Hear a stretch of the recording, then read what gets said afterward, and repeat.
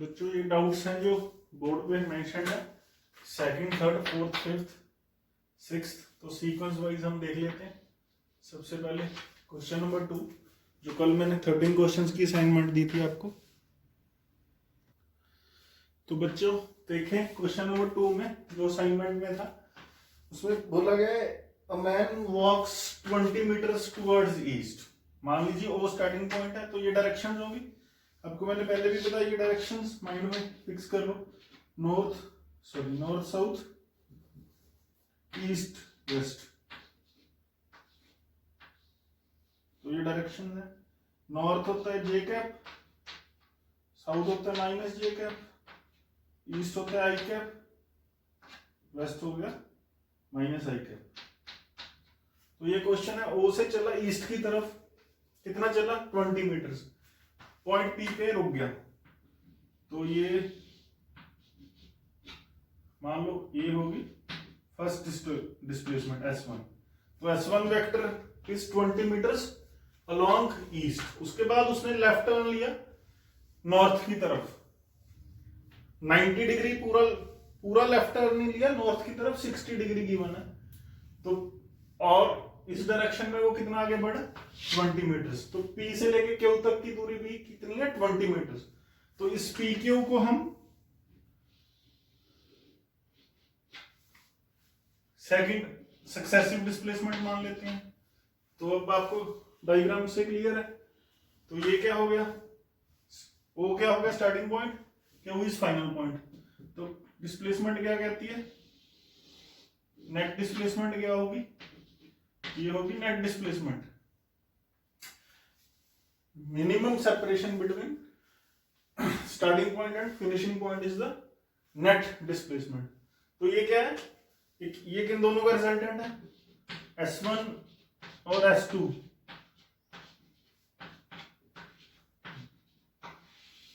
दोनों का रिजल्टेंट है net displacement S vector.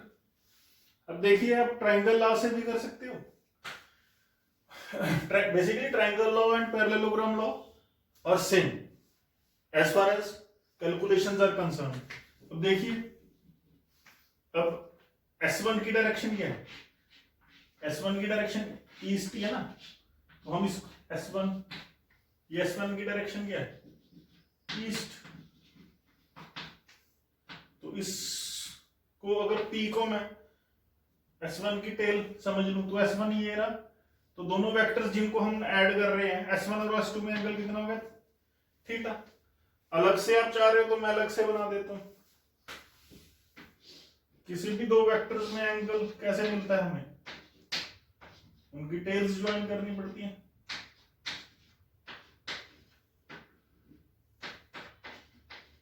Tales अगर ज्वाइन कर रहे हो तो दोनों वेक्टर्स के बीच जो एंगल आ रहा है वो आ रहा है थीटा 60 डिग्री। तो बस रिजल्टेंट, अब रिजल्टेंट एक नॉन S1 एक नॉन डायरेक्शन है, गिवन ईस्ट के साथ एंगल बना रहा है अल्फा, सॉरी S1 नहीं S नेट गिवन डायरेक्शन के साथ। जो रिजल्टेंट वेक्टर है ये क्या है नेट डिस्प्लेसमेंट, जो कि हमें फाइंड करना है, जिसको हमें फाइंड करना है। तो ये एक वेक्टर है, हमें अल्फा भी फाइंड करना है और OQ क्या है, इसका मैग्नीट्यूड, S का मैग्नीट्यूड भी फाइंड करना है।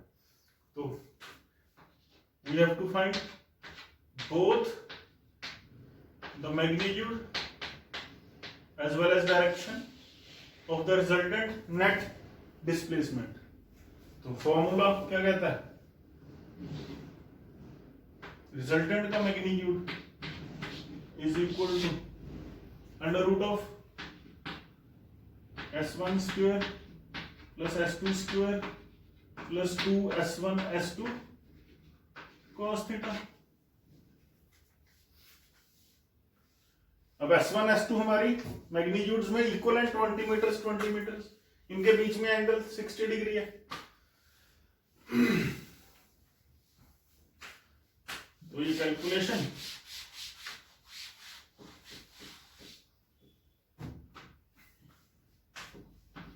फॉर्मूला ये आपको याद करना पड़ेगा, root of 20 square plus 20 square plus 2 into 20 into cos 60 is 1/2, तो इसका मैग्नीट्यूड क्या हो गया 20 square plus 20 square 400 plus 400 plus 2 into 400 into 1/2 is the value of cos 60, ये कैंसिल हो गया। तो s का मैग्नीट्यूड हमारे पास आ गया √1200, या फिर हम इसको क्या लिख सकते हैं 10√12।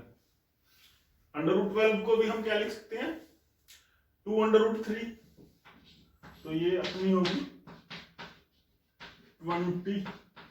20√3 मीटर्स।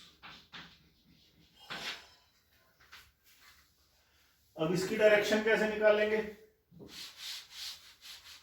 डायरेक्शन का, अब ये देखिए S1 के साथ अल्फा एंगल बना रहा है, ये क्या है रिजल्टेंट, S1 क्या है फर्स्ट गिवन वेक्टर, जिसको S1 की मैग्नीट्यूड भी पता था हमें, डायरेक्शन भी पता थी। S2 क्या है सेकंड गिवन इज S2, तो हमने फॉर्मूला डिराइव किया था tan अल्फा, S1 के साथ बना रहा है, तो ये क्या होता है S2 sin theta bye S1 plus S2 cos theta. अब आपको ये पता होना चाहिए cos 60 होता है प्लस 1/2 sin 60, बोलिए sin 60 कितना होता है, पता नहीं, √3/2। ये आपको टेबल सारे वैल्यूज जो हैं याद होनी चाहिए बच्चों। तो देखिए अब इसमें पुट कर देते हैं हम सारा डाटा, तो tan अल्फा, तो अगर आप देख सक रहे हो तो ये 20 कॉमन आ जाएगा, 20 sin 60 divided by 20 plus 20 cos 60। अगर मैं 20 कॉमन ले लूं डिनोमिनेटर में, तो 20 sin 60, डिनोमिनेटर में अगर हम 20 कॉमन ले लें तो इट बिकम्स 1 प्लस cos 60, 20 से 20 कैंसिल,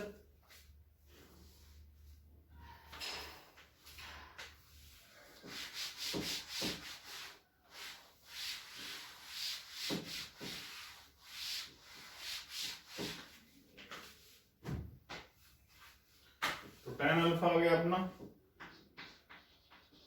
tan अल्फा आ गया sin 60 divided by 1 plus cos 60, ये हो गया आपका √3/2 divided by 1 plus 1/2, cos 60 is half, sin 60 is √3/2, 1 plus half is 3/2, tan alpha हो गया आपका √3/2 बाय 3/2, 2 कैंसिल, ये आ गया √3 डिवाइडेड बाय 3, tan अल्फा आ गया अपना 1/√3, tan 30 आपको पता है 1/√3 होता है, तो tan कैंसिल, अल्फा आ गया 30 degree, alpha comes out to be 30 degree. तो हमने मैग्नीट्यूड भी निकाल लिया, डायरेक्शन भी निकाल ली, तो रिजल्टेंट डिस्प्लेसमेंट इज, तो इस क्वेश्चन का आंसर क्या है, resultant displacement is 20 √3 metres at an angle of 30 degree, at an angle of, ये देखिए 30 डिग्री आ गया ना, एट एन, इसको कैसे बोलेंगे, resultant displacement is 20 √3 metres at an angle of 30 degree north note कीजिए इसको, अच्छे से नोट कीजिए, समझिए। अब बच्चों next question is question number 3, second अपना हो गया। तो देखिए इसमें गिवन है हमें 2 पर्सन है, वो एक लोड को खींच रहे हैं, एक 30 न्यूटन फोर्स लगा रहा है, दूसरा 16 न्यूटन फोर्स लगा रहा है। मान लीजिए उन दोनों फोर्सेस के बीच में एंगल है थीटा, और उसने बोला है जो रिजल्टेंट है, इन दोनों का जो रिजल्टेंट फोर्स है आर है, वो फर्स्ट फोर्स के साथ ये जो अल्फा हमें गिवन है, this alpha is 90 degree.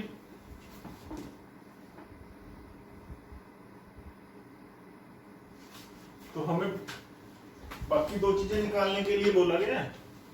We have to find this theta, theta मतलब angle between the 2 given vectors and the magnitude of resultant, resultant की डायरेक्शन तो दी है 90 डिग्री। अब देखिए पैरेललोग्राम ला क्या कहता है, जैसे देखिए पैरेललोग्राम दोबारा से बनाते हैं, हमने ए और बी को ऐड किया था,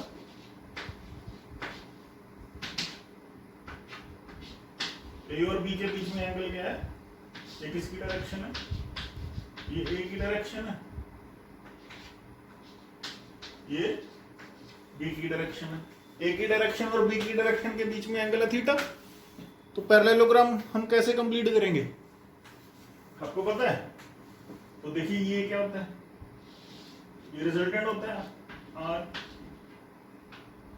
तो ये कौन सा वेक्टर है, तो ये है बी, ए के पैरेलल ए, तो ये पैरेललोग्राम बन गई, रफ सी बनाई है मैंने। तो देखिए यहां पर देखिए, तो थीटा कौन सा है, ये सारा थीटा है ना, इसको मैंने शेड कर दिया। तो पैरेललोग्राम लॉ क्या कहता है, पैरेललोग्राम कंप्लीट करने के बाद जो रिजल्टेंट होता है, कौन से वाला डायगोनल होता है, जो इस थीटा के बीच में से निकले।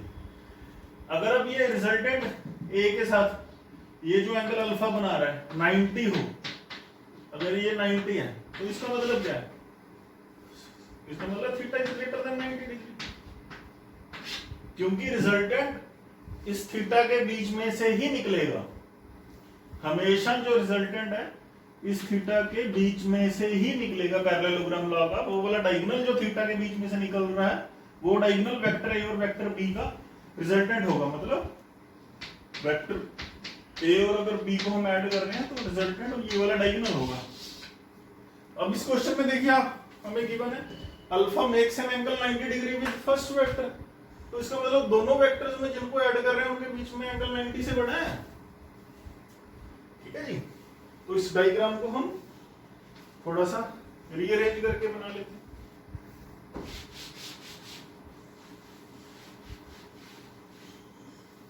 तो यहां पर क्या है, दिस इज रिजल्टेंट, ये अल्फा हमें गिवन है 90 डिग्री, और ये क्या हो गया अपना 60 न्यूटन वाली। तो इन दोनों के बीच जो एंगल है, ये तो अल्फा हो गया, ये वाला angle, this angle is theta. F1 और F2 के बीच में जो एंगल है, F1 और F2 के बीच में जो एंगल है, दिस इज थीटा। एक तो उसने हमसे ये थीटा पूछ लिया, और एक इस रिजल्टेंट का मैग्नीट्यूड पूछ लिया, ये लिखा भी है।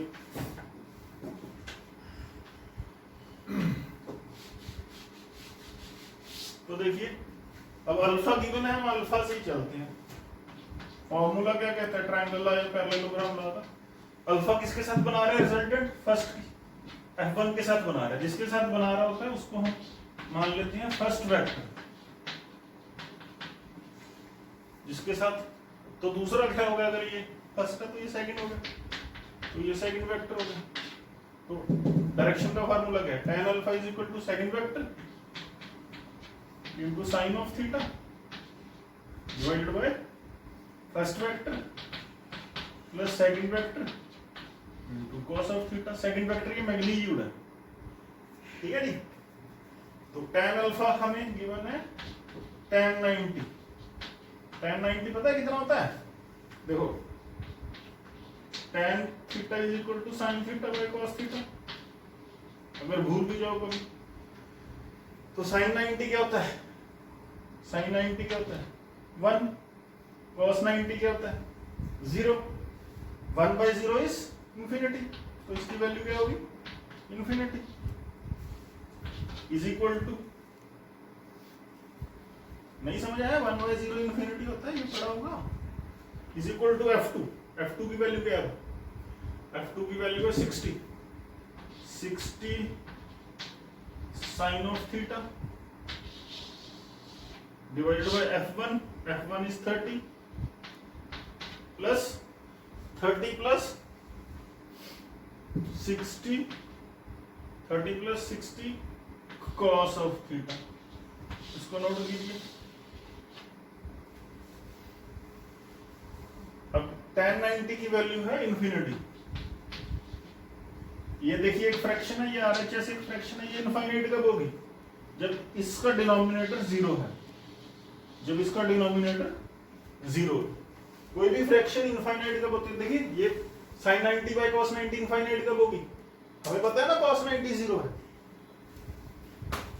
जब भी किसी फ्रैक्शन का डिनोमिनेटर 0 होता है, in that case the fraction is infinite.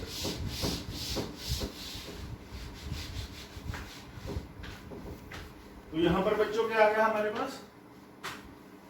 From equation 1 30 plus 60 cos theta must be 0। यहां से क्या आ गया? 60 cos theta is equal to 30 degree 30। यहां से क्या आ गया? -30। Sorry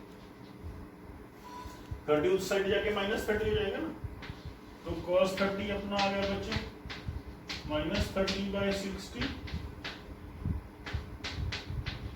-half. ठीक है जी। Now cos of 120 degree is, इसकी वैल्यू क्या होती है? cos 120 -half.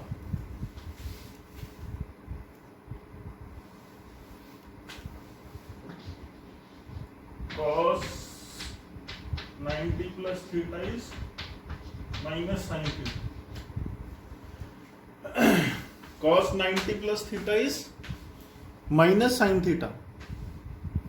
तो यहां पर मैंने देखिए, अगर थीटा को मैं 30 लिख लूं तो cos 90 plus 30, तो cos 120 को 90 plus 30 लिख सकते हैं। 120 को मैंने क्या लिख लिया? 90 plus 30। तो यहाँ पर थीटा की वैल्यू क्या है? 30। ये ट्रिग्नोमेट्रिकल आइडेंटिटी है, ये आपको याद होनी चाहिए। माइनस थीटा क्या है? 30। अब साइन 30 क्या होता है? 1/2 माइनस है, तो cos 120 इज -हाफ। तो ये वाला थीटा, ये थीटा कुछ और है, ये वाला थीटा हम टोटल एंगल की बात कर रहे हैं। तो यहाँ पर थीटा आप इसको कुछ और लिख लो, कहीं कंफ्यूज न कर जाओ। इसको बीटा लिख लो। ठीक है जी। तो यहाँ बीटा क्या है? तो यहाँ बीटा इज 30 डिग्री। लेकिन 90 plus beta is 90 plus 30 is 120। जो यहाँ 120 है वो हमारा यहाँ थीटा है, तो थीटा आ गया अपना 120 डिग्री। ठीक है जी। तो हमने एक चीज तो फाइंड कर ली कि भी इन दोनों के बीच में जो एंगल है दैट एंगल इज 120। तो रिजल्टेंट का मैग्नीट्यूड फाइंड करना है। अगेन ट्रायंगल लॉ या पैरेललोग्राम लॉ का फॉर्मूला हमने सीखा होगा। क्या कहते हैं ट्रायंगल लॉ का फॉर्मूला? रिजल्टेंट का मैग्नीट्यूड क्या होगा? अंडर रूट फर्स्ट वेक्टर के मैग्नीट्यूड का स्क्वायर प्लस सेकंड वेक्टर के मैग्नीट्यूड का square plus 2 times first vector magnitude into second vector magnitude into cos of theta. अब गिवन है हमें सारा कुछ। फर्स्ट वेक्टर f1 का magnitude is 30 square is 900 plus f2 second का मैग्नीट्यूड है 60 square is 3600 plus 2 into F1 into F2, 60 into 30, बोलिए भाई 1800 cos थीटा। थीटा क्या आया, इन दोनों के बीच जो एंगल आया 30, सॉरी 30 नहीं, कितना आया था 120 आया। अब अभी देखो cos 120 कितना होता है, माइनस हाफ, तो इसको किससे मल्टीप्लाई करना पड़ेगा हमें, माइनस हाफ से। ठीक है जी, तो ये 2 कैंसिल हो गए, तो ये माइनस 1800 हो गया, ये सारी टर्म क्या होगी, हाफ हाफ कैंसिल हो गया, माइनस 1800।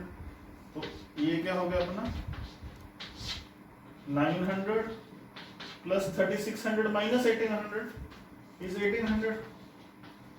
तो ये हो गया अपना 2700। ठीक है जी, तो ये हो गया अपना 10 रूट 27। ठीक है जी, इसको आप 30 रूट 3 भी लिख सकते हैं। तो थीटा इज 120 डिग्री इस क्वेश्चन का आंसर, और magnitude of resultant is 30 under root 3। ठीक है, तो 3 हो गया। अब इसके बाद हम करेंगे क्वेश्चन नंबर 4, नोट कीजिए इसको। देखो बच्चों, नेक्स्ट क्वेश्चन है क्वेश्चन नंबर 4। इसमें केस 1 में गिवन है एक फोर्स है, उसका मैग्नीट्यूड है 2p, दूसरी फोर्स है उसका मैग्नीट्यूड है 4p, उनके बीच में मान लो एंगल थीटा है। तो रिजल्टेंट आ रहा है r is vector sum of F1 plus F2। तो ये बाद में देखना, पहले मैं केस 1 समझाता हूँ। तो रिजल्टेंट एंगल अल्फा बना रहा है, तो हमें पता है tan अल्फा किसके साथ बना रहा है, tan अल्फा इसके साथ बना रहा है। तो ये होगी फर्स्ट, ये फर्स्ट फोर्स होगी, ये क्या है, ये सेकंड फोर्स होगी।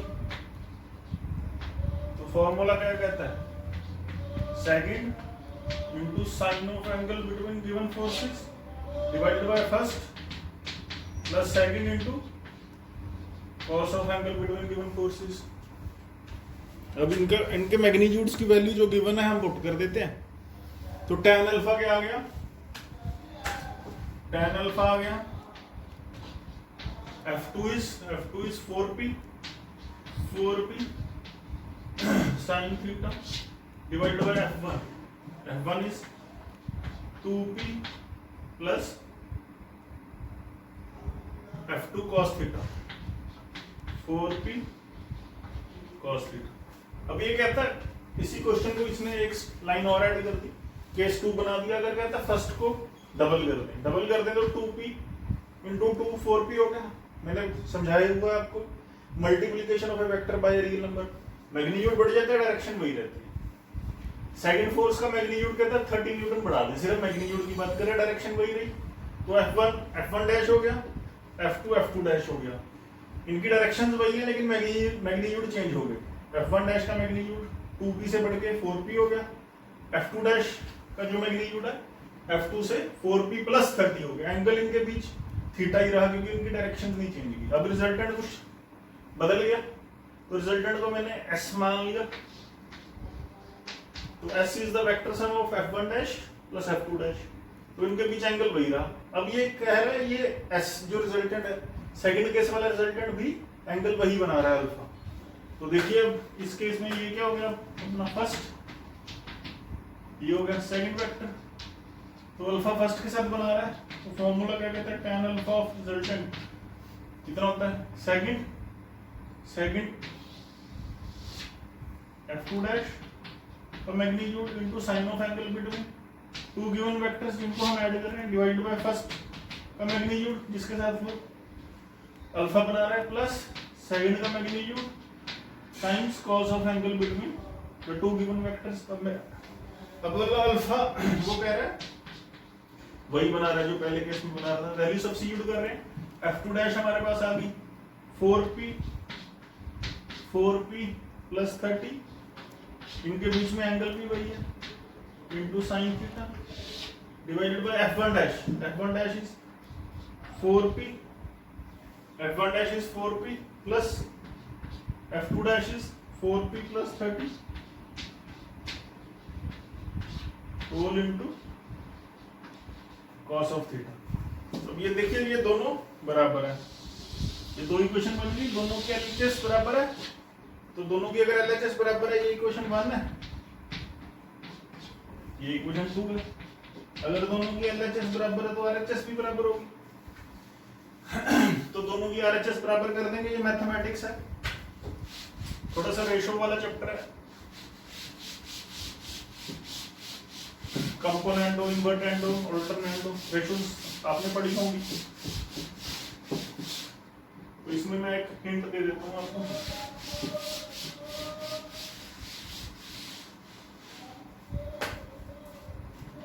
देखिए अगर a by b is equal to c by d है, तो a by b is equal to c minus a divided by d minus b भी होता है।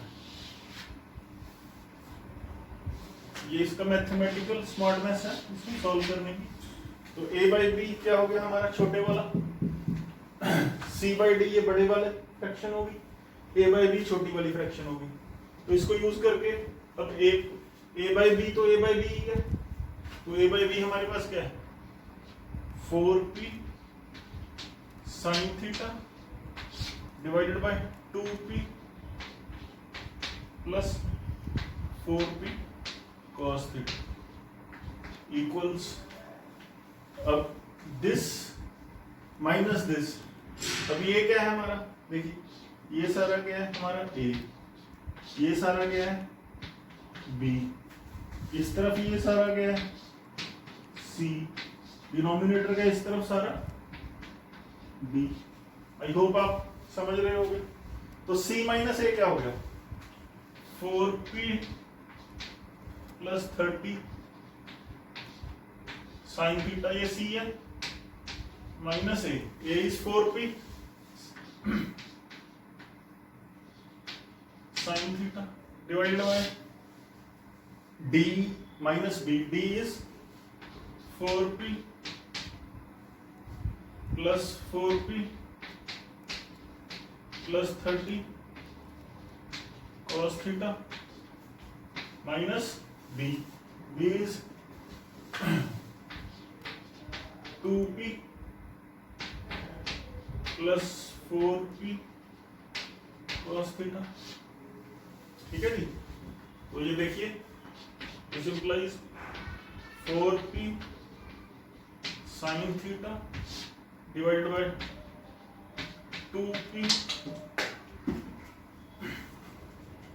डिवाइडेड बाय 2p आ गया भाई, divided by 2p plus 4p cos theta. यहाँ क्या होगा देखिए ये 4p sin theta, 4p sin theta subtract हो जाएंगे, तो क्या आ गया हमारे पास न्यूमरेटर में क्या बच गया 30 sin थीटा डिवाइडेड बाय, अब यहां देखिए 4p minus 2p plus 4p cos theta minus 4p cos theta cancel, plus 30 cos theta, यही बच जाएगा, प्लस था। अब ये देखिए, अब ये बिल्कुल सिमिलर इक्वेशंस बच गई हमारे पास, इसको मैंने स्टार लगा दिया। इसका स्ट्रक्चर देखिए एलएचएस और आरएचएस में बिल्कुल सेम है। तो इसको अगर आप कंपेयर कर रहे हैं देखो, तो 4p sin थीटा, तो ये 4p ऊपर देखो 30 के बराबर आ गया, नीचे देखो 2p plus 4p cos theta is equal to 2p plus 30 cos theta. तो again 4p comes out to be 30, तो हमारे पास आ गया 4p जो आ गया 30, तो p कितना आ गया 30/4, बस हो गया। फर्स्ट का मैग्नीट्यूड कितना था 4p था, जो क्वेश्चन कौन सा था ये, क्वेश्चन ही नहीं लिखा, शायद 5th या 4th में से होगा क्वेश्चन, तो 4th था, तो 4th क्वेश्चन हम कर रहे हैं। तो जो स्मॉलर फोर्स थी, तो फर्स्ट केस 1 में स्मॉलर फोर्स थी F1, वो आई थिंक 2p थी, तो इसका 2p कितनी होगी, तो इनटू 2 कर दोगे, इनटू 2 60/4 इज 15 न्यूटन, तो इसका आंसर 15 न्यूटन होना चाहिए। यू कैन चेक, नोट कीजिए, फिजिक्स बहुत ही आसान है, अभी तो जस्ट हमने स्टार्ट किया है, मैथमेटिक्स की तरह है बिल्कुल फिजिक्स। एक प्रॉब्लम को करने के 3-3 4-4 मेथड्स होते हैं, तो अभी तो जस्ट हमने स्टार्ट की है। अब बच्चों नेक्स्ट क्वेश्चन है 5th क्वेश्चन, इसमें दिया है 2 equal forces acts at A point, ठीक है जी। इक्वल फोर्सेस मतलब उनके बीच जो एंगल है वो थीटा है, मैग्नीट्यूड इक्वल मतलब मैग्नीट्यूड उनका इक्वल है x न्यूटन, ठीक है। मैग्नीट्यूड हमने x न्यूटन लेट कर लिया और रिजल्टेंट फर्स्ट के साथ अल्फा बना रहे हैं। We are given that the square of their resultant is 3 times their product, find the angle between them. Given क्या है, the square of their resultant, जो रिजल्टेंट वेक्टर का मैग्नीट्यूड है उसका जो स्क्वायर है is 3 times their product, F1 magnitude into F2 magnitude, ये product होगा उसके 3 टाइम्स के बराबर है रिजल्टेंट का square, and we have to find the angle between them. चलो आ जाइए, तो रिजल्टेंट का square r square equal to first vector के मैग्नीट्यूड का स्क्वायर प्लस सेकंड के मैग्नीट्यूड का square plus 2 times F1 F2 cos theta, ठीक है जी। अब ये हो गया आपके रिजल्टेंट का स्क्वायर, तो रिजल्टेंट का जो स्क्वायर है तो ये 3 टाइम्स, ये किसके बराबर की बना है, 3 टाइम्स देयर प्रोडक्ट। अब ये क्या होगा, इसका मैग्नीट्यूड क्या x, दूसरे का भी क्या है x, तो 2 into x cos थीटा, ये तो सिंपल हो गया, ये भी x ये भी x, क्या हो गया 3x स्क्वायर, ये क्या हो गया 2x स्क्वायर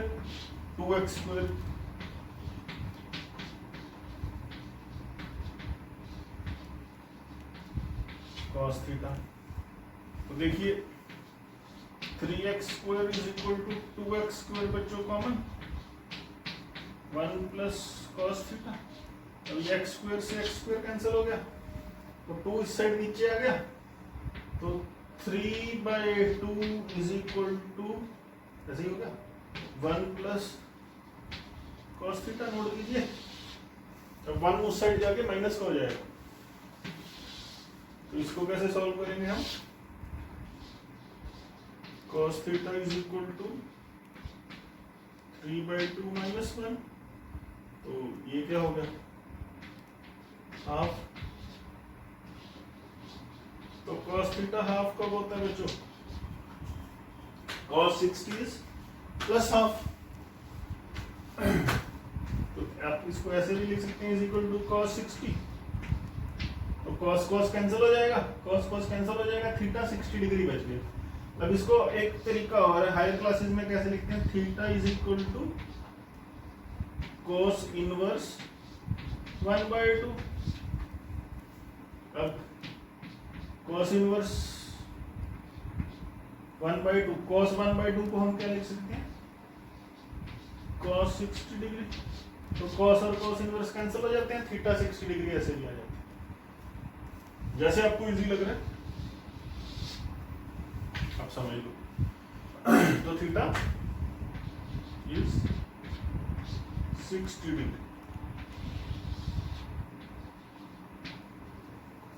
नोट कीजिए, ये हो गया 5th क्वेश्चन। इसके बाद 3 और बचे हैं, 6th 12th 13th। अब बच्चों नेक्स्ट इज 6th क्वेश्चन। अब 6 क्वेश्चन के 3 पार्ट्स हैं, तो सिमिलर है तीनों। मैं आपको थर्ड करवा देता हूँ।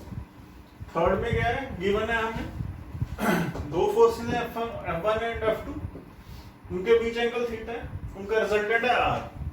मतलब R क्या हो गया, R is the vector sum of F1 plus F2। ठीक है जी। तो R क्या हो गया, अब F1 गिवन है, F2 का मैग्नीट्यूड गिवन है, R का मैग्नीट्यूड गिवन है। तो ये थीटा हमें फाइंड करना है। तो क्या कहते हैं, पैरेललोग्राम लॉ या ट्रायंगल लॉ, एक ही बात है। क्या कहता है, R square is equal to F1 square plus F2 square plus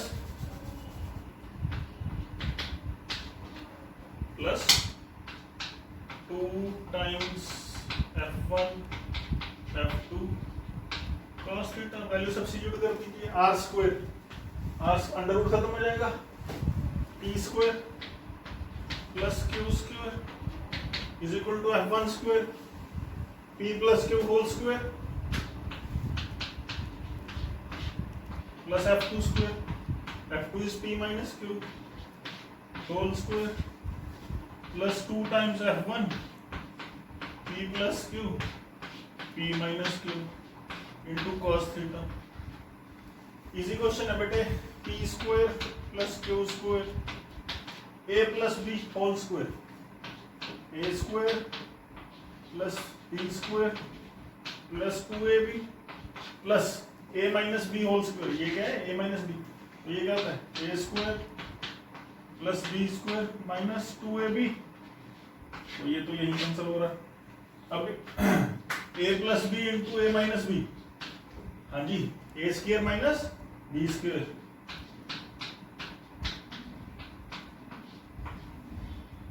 ninth tenth का मैथमेटिक्स काफी यूज हो रहा है बच्चों। तो ये P स्क्वायर इस तरफ आके माइनस का हो गया, तो ये देखो इसको मैं इस तरफ ले आता हूँ, तो एक P square plus Q square तो एक पहले ही है, एक माइनस P स्क्वायर आ गया, एक माइनस Q स्क्वायर आ गया। इसको यही रहने देते हैं, P square plus Q square, ठीक है जी, plus 2P square cos theta minus 2Q square cos theta. अब P square minus P square 0, Q square minus Q square 0, तो 0 इज इक्वल टू, देखिए अब P square plus 2P square cos theta में से अगर हम P स्क्वायर कॉमन ले लें तो हमारे पास क्या आ जाएगा, 1 प्लस cos थीटा। ठीक है जी। अब Q स्क्वायर और minus 2Q square cos theta में अगर Q स्क्वायर कॉमन ले लें तो ये हमारे पास आ गया plus Q square 1 minus 2 cos theta. अब हमारे पास ये बच गया, इसको नोट लीजिए।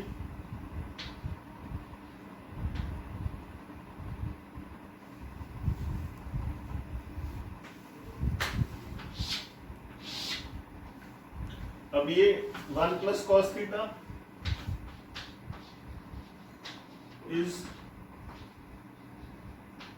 2 cos square theta by 2, 1 minus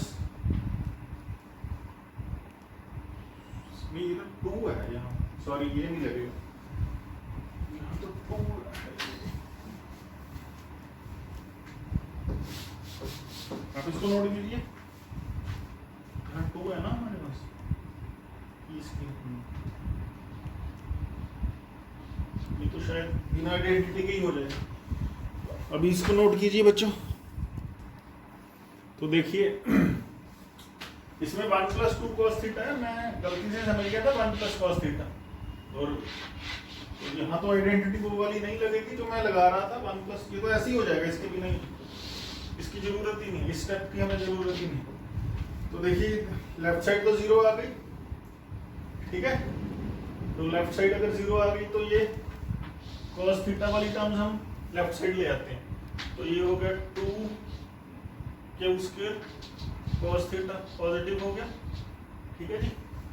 ये वाला पी स्क्वायर वाला नेगेटिव हो गया, minus 2p square cos theta minus हो गया, तो is equal to P square plus Q square. तो इसमें से हम cos थीटा कॉमन ले सकते हैं, cos थीटा कॉमन ले लिया तो हमारे पास आ गया 2q square minus 2p square equals p square plus q square. तो cos थीटा हमारे पास आ गया p square plus q square divided by 2q square minus 2p square. Theta हमें पूछा था, तो जस्ट अभी आपको बताया, तो कोस उस साइड जाके इनवर्स हो जाएगा, थीटा आ गया cos inverse p square plus q square whole divide by 2 हम कॉमन भी ले सकते हैं, q square minus p square. Note कीजिए,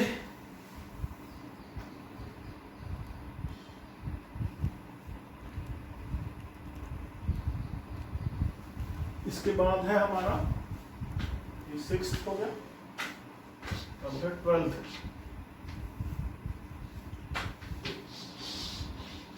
ये अपना आंसर हो गया।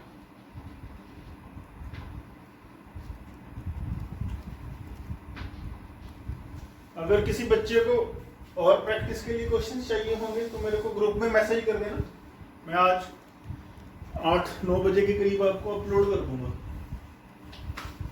10-15 क्वेश्चन मैं और दे दूंगा आपको, मेरे को ग्रुप में मैसेज करना। देखो बच्चों, इसके बाद 7th क्वेश्चन है, ये 3 डिस्प्लेसमेंट्स गिवन है हमें। ये इजी है, इसकी डायग्राम थोड़ी सी 3D है, ये स्पेस में मोशन हुआ है। जैसे ये समझ लीजिए ये रूम है, रूम किसी क्यूब या क्यूबाइड शेप का होता है, तो टोटल कॉर्नर्स कितने होते हैं रूम के? 4 कॉर्नर्स नीचे 4 ऊपर, टोटल 8 कॉर्नर्स होते हैं। तो देखो मान लो बेटे, पहले आप नीचे आप कोई इंसेक्ट समझ लो, जैसे या कोई लिजर्ड समझ लो, लिजर्ड है कोई, ये ओरिजिन है, ये X axis Y axis Z axis, समझ आ गया आपको? तो ये लेफ्ट वाली दीवार है, ये एक दीवार है, इसको मैंने शेड कर दिया। अब इस दीवार के देखो जो नीचे वाले 2 कॉर्नर्स हैं, एक लिजर्ड यहां से ओ से पॉइंट 1 तक गई, उसके बाद उसने ये क्या है जिसको मैं तो जमीन पर है, जिसको मैंने येलो कलर से शेड कर दिया, ये क्या है? फ्लोर हो गया। समझने की कोशिश करो बच्चों। वॉल क्या होती है? वॉल क्या होती है? ये है vertical wall, wall is vertical, floor is, ground is horizontal. Ground हमेशा हॉरिजॉन्टल है। तो एक लिजर्ड है, तो एक लिजर्ड बच्चों जो वर्टिकल वॉल और ग्राउंड जहां पे मीट कर रहे हैं, ये 2 कॉर्नर है रूम के, तो एक कॉर्नर से दूसरे कॉर्नर पे आई, ग्राउंड के वॉल के साथ साथ लग रही है, तो उसने 90 डिग्री कर लिया, फिर वो तो यहां से 2 तक पहुंच गई। तो ये 2 डिस्प्लेसमेंट्स का रिजल्टेंट क्या हुआ? ये इसको क्या बोलते हैं? ये वाला, ये इसको मान लो ये वेक्टर ए है, तो वेक्टर ए क्या हो गया? Face diagonal. अब ये दीवार क्लाइंब करेगी वर्टिकली, अब ये मोशन हमारा नहीं हो सकता, ये हो गया वेक्टर बी। तो वेक्टर ए और वेक्टर बी का रिजल्टेंट, तो नेट डिस्प्लेसमेंट क्या हुई? ओ से बी तक एस नेट। इसको क्या कहते हैं? रूम का बॉडी डायगोनल। ए फेस डायगोनल होता है, बी वर्टिकली अपवर्ड्स रिप्रेजेंट कर रहा है, एस क्या हो गया? फेस सॉरी बॉडी डायगोनल, आपने पढ़ा होगा लेंथ ऑफ लार्जेस्ट या लॉन्गेस्ट रॉड जो किसी कमरे में हम रख सकते हैं, बस ये वैसा कॉन्सेप्ट है। मैं दिखा भी देता हूँ। मान लीजिए जैसे ये मेरे हाथ में चौक है, तो ये पहले तो इस तरफ गया चौक, फिर इस तरफ गया, यहाँ से यहाँ गया, फिर यहाँ से यहाँ गया, इसके बाद यहाँ ऊपर आ गया।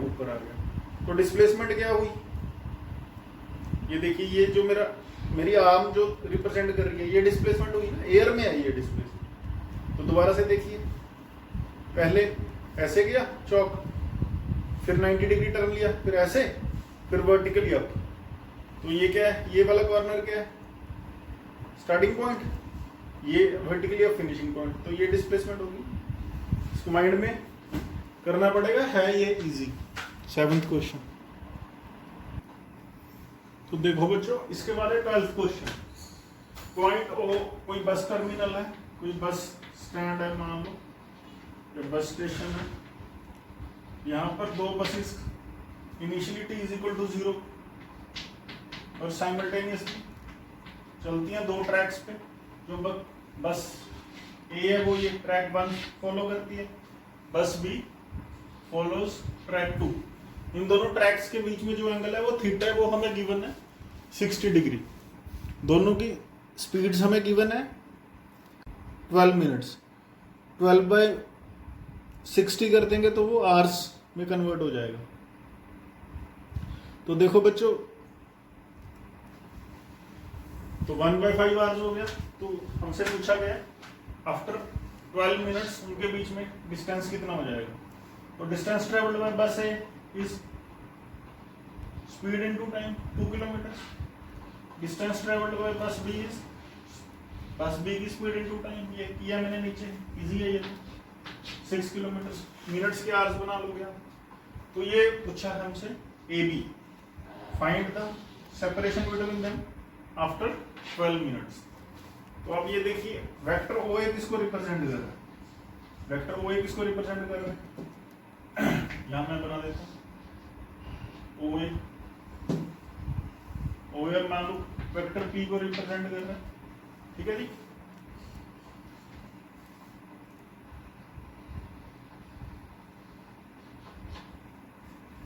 ओ बी किसको रिप्रेजेंट कर रहा है,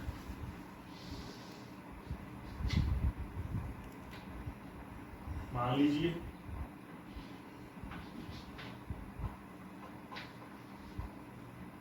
ये रिप्रेजेंट कर रहा है आर को। तो पैरेलल फिगर बना रहे हैं। अब हमसे पूछा गया वेक्टर ए बी, तो ए बी वेक्टर क्या हो गया, ये वाला वेक्टर ए बी, उसका मैग्नीट्यूड पूछा गया, ठीक है जी। तो ये वेक्टर हमसे पूछा गया,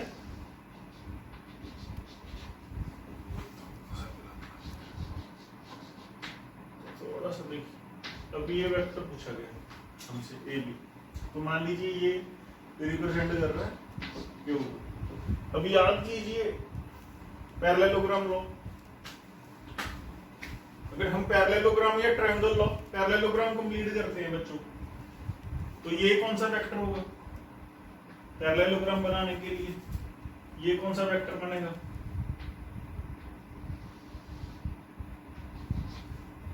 तो ये क्यू बन गया। और ये कौन सा बन गया, हमें ये एंगल गिवन है थीटा, थीटा ये वाला एंगल है, ये एंगल है अल्फा, ये नहीं हमें पता अल्फा। तो ये बड़े वाला एंगल है जो ये अल्फा है। अल्फा डायग्राम से हमें थीटा से ग्रेटर दिख रहा है, तो ये कौन सा एंगल है, सॉरी ये कौन सा वेक्टर है, दिस इज वेक्टर पी। तो पैरेललोग्राम के हिसाब से अगर आप देखोगे तो डायगोनल रिजल्टेंट होता है। तो डायगोनल इसमें इन सभी वेक्टर्स में 4 साइड्स हैं, एक डायगोनल है। 4 sides vector P, 2 sides vector P है, 2 साइड्स वेक्टर क्यू है, रिजल्टेंट डायगोनल होता है। तो रिजल्टेंट जो एंगल बिटवीन द वेक्टर्स से पास हो, जो अल्फा से पास हो, ये जो शेडेड है ये बड़े वाला अल्फा है, किसके बराबर होगा? P प्लस Q का। तो इस क्वेश्चन में क्या है, आप ध्यान से देखिए, ये हो गया हमारा रिजल्टेंट, हमें रिजल्टेंट गिवन है, ये क्या हो गया, ओ ए क्या हो गया, vector P।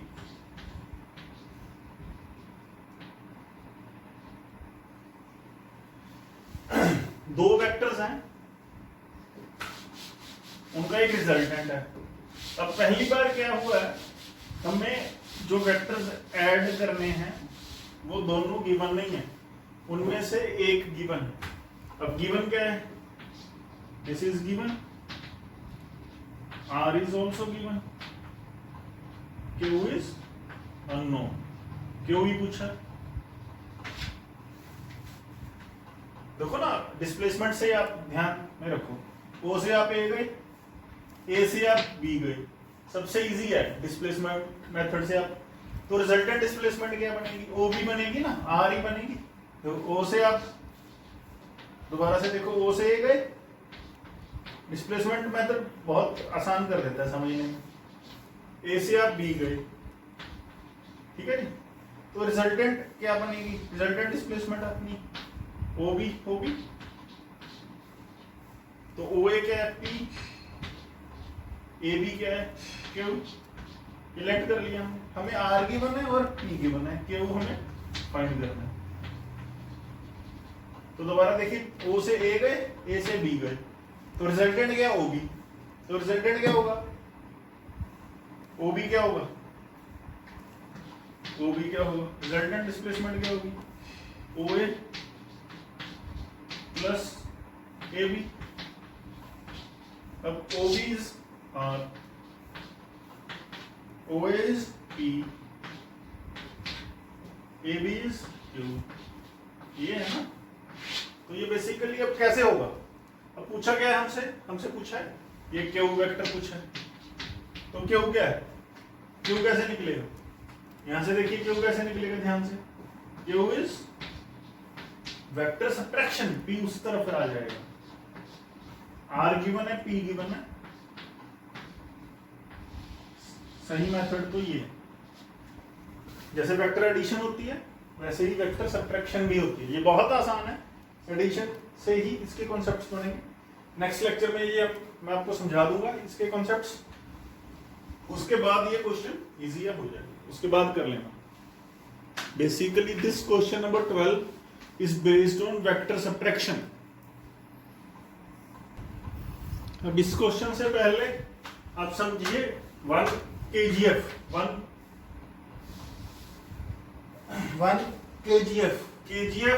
kgf is the force by earth on 1 kilogram object।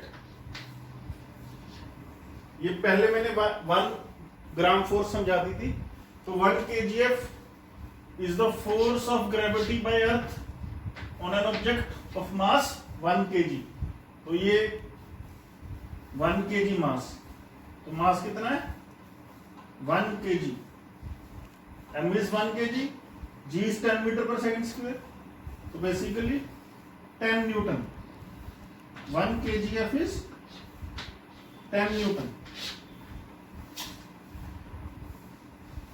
Force of gravity by earth on an object having mass 1 kg, mg, this force is mg, m is 1 kg, g is 10 meter per second square, 1 into 10 is 10 newton, this is called 1 kgf। अब इस question की diagram बना लेते हैं बच्चों। Last जो doubt पूछा है आपने, ये क्वेश्चन नंबर 13 में, ये एक धागे के साथ एक बॉब को बांधा हुआ था, पहले वो रेस्ट पे था, थीटा 0 हो, अभी ये यहां पर होगा कहीं, इनिशियल बॉब यहां था। अब मैंने हाथ से कुछ फोर्स लगाई, इसको खींच लिया, धागे को खींच लिया, हॉरिजॉन्टल फोर्स लगाई, तो बॉब यहां पर आ गया, ये उसका पाथ हो गया सर्कुलर आर्क की तरह। तो ये फोर्स पूछिए उसने कितनी लगाई इनिशियली, उस धागा कहां था इनिशियली, धागा ओएसी वर्टिकल था, फाइनली एक वर्टिकल के साथ उसने एक एंगल बना लिया थीटा, और ये जो इनिशियल पोजीशन है उससे कितना आगे आ गया 0.1 मीटर आगे आ गया इस फोर्स लगाने के बाद, जो मेरी हाथ की हॉरिजॉन्टल फोर्स थी, और धागे की लेंथ ये गिवन। ये बेसिकली बच्चों रेक्टेंगुलर कंपोनेंट्स पर बेस्ड है ये क्वेश्चन, मतलब ये रेस्ट पे है। तो देखिए जो धागा फोर्स लगाता है उसको फिजिक्स में टेंशन बोला जाता है, टेंशन टी। अभी मैं समझा देता हूँ ये, लेकिन आपको समझ नहीं आने वाला। तो इस पे 3 फोर्सेस हैं और ये रेस्ट पे है अपना, ये हो गया, ठीक है जी। तो जिस मेथड से समझ आएगा, एक मेथड है जिससे आपको समझ आ जाएगा। ओ ए वाई हम निकाल सकते हैं, पाइथागोरस लग जाएगी। ओ बी क्या है, धागे की लेंथ एल गिवन है, तो वाई स्क्वायर क्या होगा is equal to L square minus R square Pythagoras. इससे लेकिन बहुत लेंथी हो जाएगा ये क्वेश्चन, 20-25 मिनट में सॉल्व हो जाएगा, उसकी अभी जरूरत नहीं है। आप ये देख लो कंपोनेंट्स में रिजॉल्व करने के बाद देखो, ये अभी मैं बता देता हूँ, टी कॉस थीटा ये है, टी साइन थीटा, ये कैसे बन जाते हैं ये कमिंग लेक्चर्स में आपको समझ आ जाएगा 3-4 दिन बाद। एफ, अभी तो कल हम वेक्टर सबट्रैक्शन सीखने जा रहे हैं। ये टी को मैंने कैसे टी कॉस थीटा, देखो यहाँ तो सिर्फ टी था, टी कॉस थीटा और टी साइन थीटा कैसे स्प्लिट कर लिया।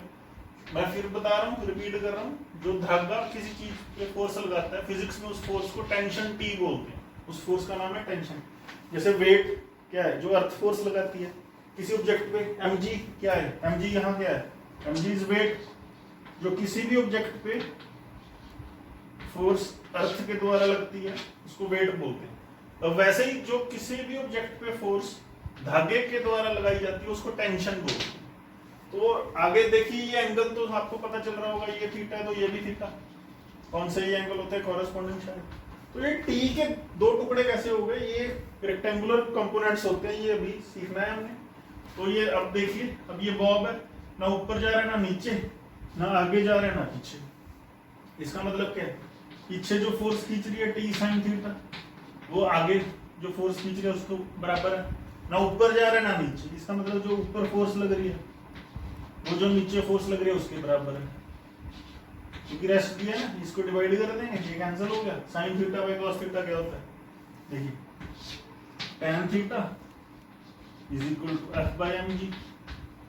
एम जी हमें गिवन है, एफ पूछी है, एफ क्या आ गया, एफ क्या आ गया, एफ की वैल्यू अगर हम इसको ऊपर ले आए, एफ की वैल्यू क्या आ गई एम जी tan थीटा। देखिए कितना इजी हो गया, अब ये 1 मिनट में हो गया। ऐसे करेंगे तो 15-20 मिनट लग जाएंगे। थीटा यहां से हम निकाल लेंगे tan थीटा।